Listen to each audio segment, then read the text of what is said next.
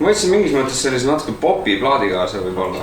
Jah, või vähemalt popi ansambli, võib-olla mitte nii väga popi plaadid nagu lõpuni aus olla, et siin on nagu kuidagi see tänane siuke hästi suve ilm ja päike kuidagi nagu tuletas selle plaadi ja selle loo meelde, mida ma olen nagu hirmus palju suveti kuulanud alati.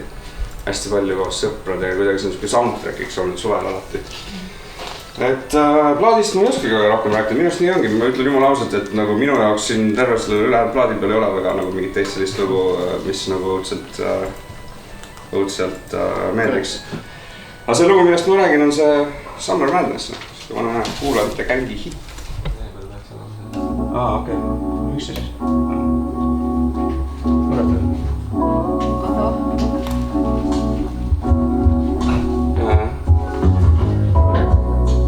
Suve hommikud. Praegu on jah.